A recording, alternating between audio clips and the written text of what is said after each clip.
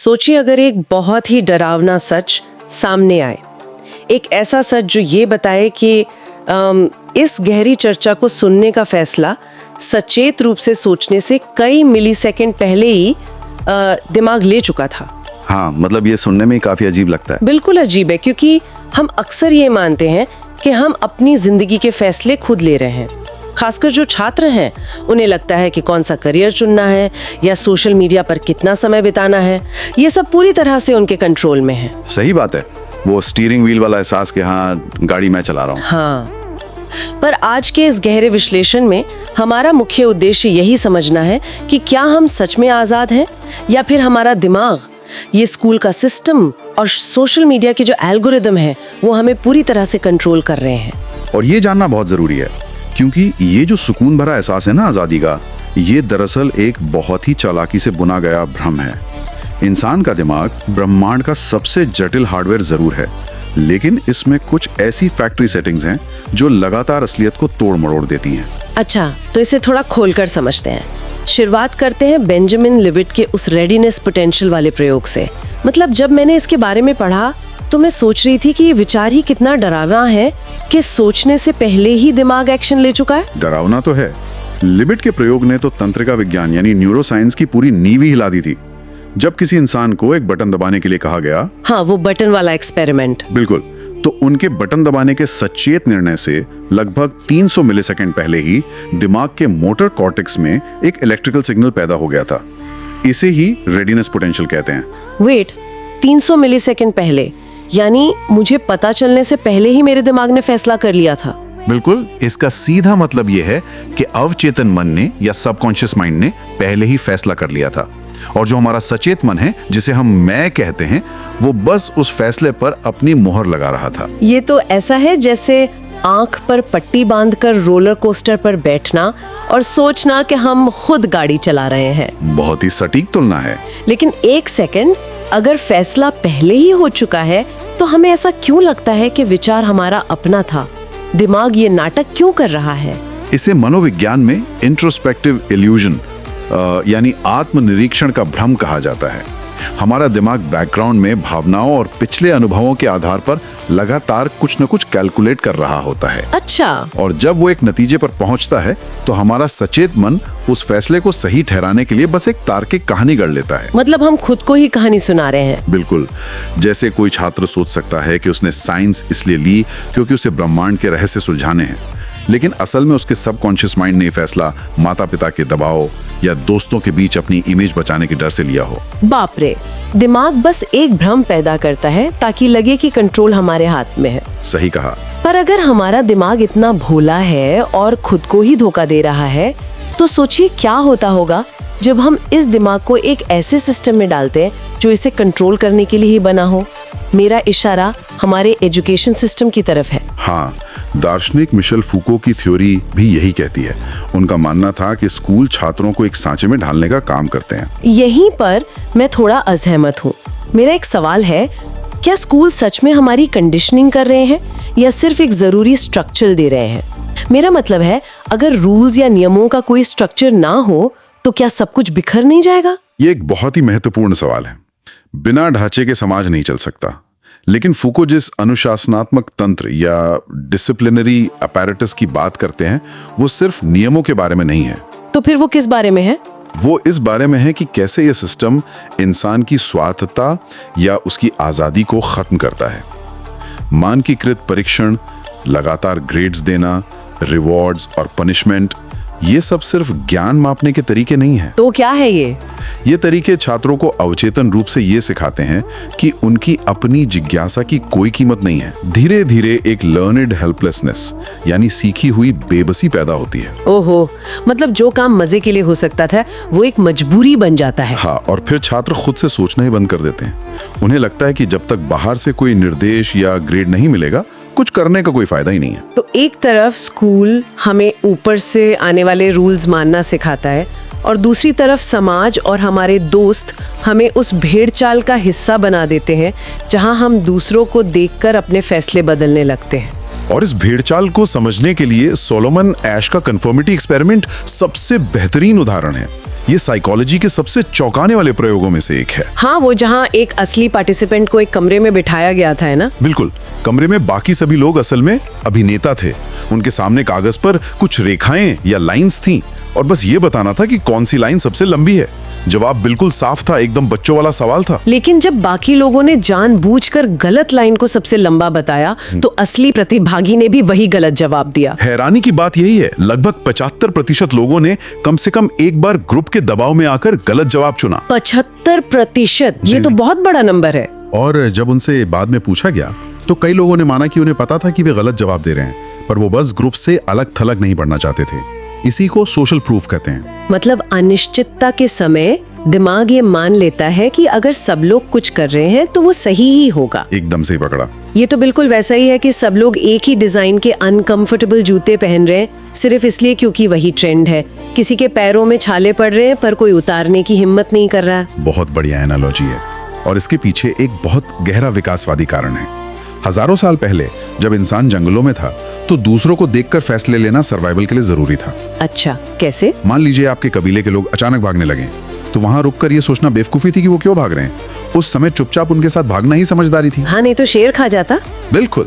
लेकिन आज के स्कूल या कॉलेज के माहौल में ये एवोल्यूशनरी शॉर्टकट हमारी स्वतंत्र सोच को मार देता है।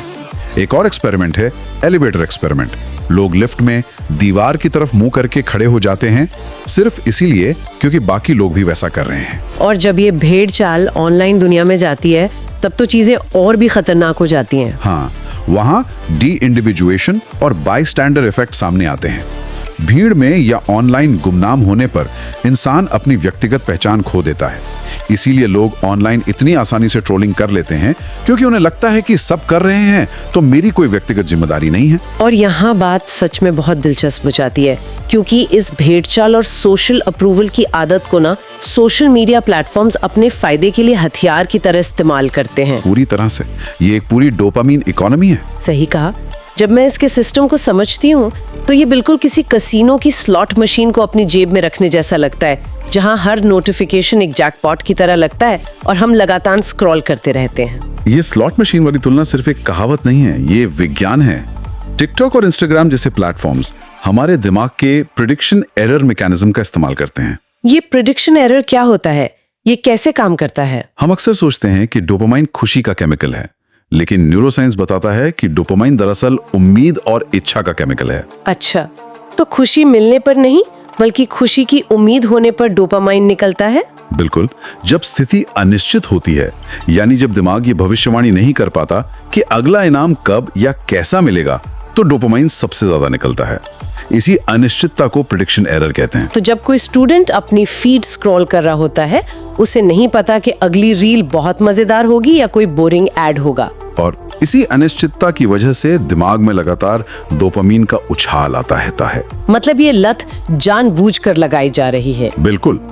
टेक कंपनियां न्यूरो मार्केटिंग के जरिए हमारी बायोलॉजी को हमारे ही खिलाफ इस्तेमाल कर रही हैं। वो पर्सनलाइज्ड एड्स दिखाती हैं या फिर वो सिर्फ 2 घंटे बचे हैं वाले काउंटडाउन टाइमर लगाती हैं। हाँ, वो जो सेल वाले टाइमर होते हैं। हाँ, ये सारी तकनीकें हमारे दिमाग के सिस्टम 1 को ट्रिगर करती हैं, जो बहुत तेज और इमोशनल होता है। ऐसे में तार्किक रूप से सोचने वाला सिस्टम 2 तो पीछे ही छूट जाता है। और इसका सीधा असर स्टूडेंट्स के फोकस और अटेंशन स्पैन पर पड़ता है, जो पूरी तरह से बर्बाद हो रहा है। सही बात है। और इस सोशल मीडिया के डोपामीन क्रैश का एक और भयानक नतीजा है लगातार दूसरों से खुद को कंपेयर करना, जो सीधे तौर पर ओवर थिंकिंग और नेगेटिविटी की तरफ ले जाता है। हाँ, ये बहुत बड़ी समस्या है। लेकिन मेरा सवाल ये है कि छात्र के दिमाग में इतनी सारी नेगेटिव बातें ही क्यों भरती हैं? पॉजिटिव विचार क्यों नहीं टिकते? इसका जवाब है नेगेटिविटी बायस। साइकोलॉजी कहती है कि बुरी चीजें हमेशा अच्छी चीजों पर हावी होती हैं। Bad is stronger than good. इंसान की जो 6 बेसिक भावनाएं हैं ना, उनमें से 4 पूरी तरह से नेगेटिव हैं। 4? कौन कौन सी? डर, गुस्सा, उदासी और घृणा। खुशी अकेली पॉजिटिव है और आश्चर्य तो सिचुएशन पर निर्भर करता है। लेकिन यहाँ मैं फिर से थोड़ा पुशबैक देना चाहूंगी। क्या नेगेटिव सोचना सर्वाइवल के लिए जरूरी नहीं है? मतलब जंगल में खतरे से बचने के लिए दिमाग का हर बुरी चीज पर फोकस करना जरूरी था ना? हाँ बिल्कुल। इसीलिए कहा जाता है कि दिमाग बुरी बातों के लिए वेलक्रो की तरह और अच्छी बातों के लिए टेफ्लॉन की तरह व्यवहार करता है। अच्छी बातें फिसल जाती हैं, बुरी चिपक जाती हैं। अगर हम इसे बड़े नजरिए से देखें तो आपका तर्क इवोल्यूशन के हिसाब से एकदम सही है। जंगल में शेर को इग्नोर करना जानलेवा हो सकता था। हाँ। लेकिन आजकल हम जंगल में नहीं रहते।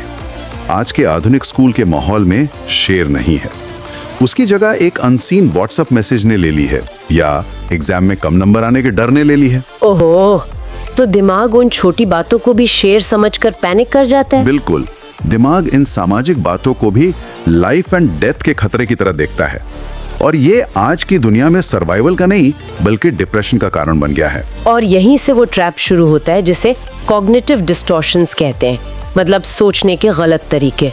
हमारे सोर्सेज में इनके कई दिलचस्प प्रकार बताए गए हैं। हाँ, जैसे ऑल और नथिंग थिंकिंग। एक स्टूडेंट सोचता है कि अगर मैं इस एग्जाम में फर्स्ट नहीं आया तो मैं पूरी तरह से फेल हूँ, मेरा कोई फ्यूचर नहीं है। और एक वो माइंड रीडिंग वाला ट्रैप भी होता है ना। हाँ, जहाँ इंसान मान लेता है कि उसे पता है दूसरा क्या सोच रहा है। मान लीजिए कोई दोस्त बिना मुस्कुराए पास से गुजर गया, तो दिमाग तुरंत निष्कर्ष निकालता है कि ये मुझसे नफरत करता है, जबकि हो सकता है कि वो बस किसी गहरी सोच में हो। बिल्कुल। एक और ट्रैप जो मुझे बहुत रेलेवेंट लगा वो है नेगेटिव फिल्टर।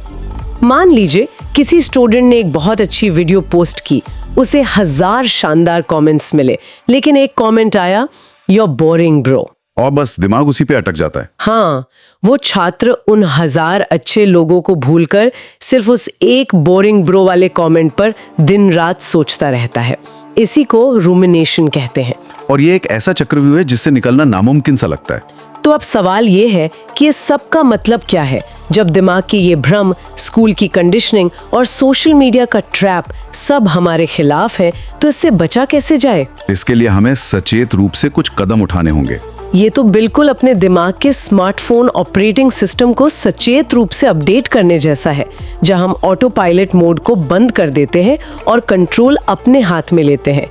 लेकिन ये ओएस अपडेट असल में कैसा दिखेगा? ये ओएस अपडेट वाली एनालॉजी बहुत शानदार है, और विज्ञान की भाषा में इसे न्यूरोप्लास्टिसिटी कहते हैं। अच्छा, न्यूरोप्लास्टिसिटी। हाँ, इसका मतलब है कि हमारे दिमाग की जो वायरिंग है वो कोई पत्थर पर खींची लकीर में ही है। हम अपने दिमाग को दोबारा वायर कर सकते हैं। तो जब ओवर थिंकिंग का लूप चल रहा हो तो उस वक्त अचानक खुद को कैसे शांत करें? सबसे असरदार तरीका है सांस पर कंट्रोल। एक तकनीक है 4-7-8 ब्रीदिंग। 4 सेकंड तक नाक से सांस अंदर लें, 7 सेकंड तक रोक कर रखें और 8 सेकंड तक धीरे धीरे मुंह से बाहर छोड़ें। इससे क्या होता है? जब सांस छोड़ने का समय लंबा होता है तो ये सीधे वेगस नर्व को एक्टिवेट करता है। ये हमारे नर्वस सिस्टम को फिजिकली रीसेट कर देता है और पैनिक लूप टूट जाता है। इसके अलावा स्क्वायर ब्रीदिंग भी है। और जो लगातार नेगेटिव विचार आते रहते हैं उनका क्या? उन्हें रोकने के लिए वॉरी जर्नल्स या चिंता की डायरी लिखना बहुत मददगार है। जब आप अपने डरों को पेपर पर उतार देते हैं तो दिमाग का जो डर का केंद्र है, जिसे एमिगडाला कहते हैं, उसकी एक्टिविटी कम हो जाती है। मतलब विचारों को सिर्फ दिमाग में रखने के बजाय बाहर निकाल देना चाहिए। बिल्कुल। और साथ ही मेटाकॉग्निटिव अवेयरनेस लानी चाहिए, यानी अपने ही विचारों के बारे में सोचना। जब कोई नेगेटिव विचार आए तो एक इफेक्टिव पॉज लेना बहुत जरूरी है। एक छोटी सी चुप्पी। हाँ, खुद से पूछिए कि क्या इस डर के पीछे कोई ठोस सबूत है। ये छोटी सी खामोशी उन मेंटल लूप्स को तोड़ती है और सच्ची स्वायत्तता देती है। और स्कूल के उन बेतुके नियमों के बारे में क्या करें जो हमारी जिज्ञासा को लिमिट करते हैं? वहां पॉजिटिव रीफ्रेमिंग और एंजल एडवोकेट बनना काम आता है। सिस्टम से सीधे लड़ने के बजाय क्रिटिकली सवाल पूछना सीखें। ये समझने की कोशिश करें कि रूल क्यों बना है। इससे आप सिस्टम के ट्रैप में फंसे बिना अपनी आजादी बरकरार रख सकते हैं। ये बहुत ही पावरफुल आइडिया है। चलिए इस गहरी चर्चा को अब समेटते हैं। आज हमने देखा कि कैसे दिमाग अपने ही इल्यूजन से हमें धोखे में रखता है। हाँ, और कैसे स्कूल की कंडीशनिंग और सोशल प्रूफ हमें भेड़ चाल का हिस्सा बना देते हैं। साथ ही हमने सोशल मीडिया के डोपामाइन एडिक्शन और ओवरथिंकिंग के जाल को समझा, और सबसे जरूरी बात, न्यूरोप्लास्टिसिटी के जरिए इस चक्रव्यूह को तोड़ने के तरीके भी सीखें। अपने दिमाग को समझना ही सच में सबसे बड़ी आजादी है। एकदम सही बात है। लेकिन जाने से पहले हम एक आखिरी और चौंकाने वाला विचार छोड़ना चाहते हैं। हमारे सोर्सेज में एक कॉन्सेप्ट था जिसे क्रिप्टोमनेजिया कहते हैं। ओहो, क्रिप्टोमनेजिया, ये तो सच में दिमाग हिला देने वाला कॉन्सेप्ट है। हाँ, ये तब होता है जब हमारा दिमाग किसी पुरानी याद, सालों पहले देखे गए किसी एड या किसी और के आइडियाज को रिसाइकिल करता है और हमें ये विश्वास दिलाता है कि ये बिल्कुल नया और हमारा ओरिजिनल विचार है। मतलब हमारा दिमाग बिना हमें बताए दूसरों की इंफॉर्मेशन को चुरा कर एक नए विचार का रूप दे देता है। बिल्कुल। तो अब सवाल ये है, अगर हमारा दिमाग लगातार सोशल मीडिया, दोस्तों और समाज की बातों को एक स्पंज की तरह सोख रहा है और उन्हें नए विचारों के रूप में पेश कर रहा है, तो क्या किसी भी इंसान का कोई भी विचार सच में उसका अपना ओरिजिनल विचार है? ये तो सोचने वाली बात है। या क्या हम सब सिर्फ अपने आसपास की इंफॉर्मेशन का एक चलता फिरता इको, एक गूंज मात्र है? इस सवाल पर विचार जरूर कीजिएगा। मिलते हैं अगली डीप डाइव में।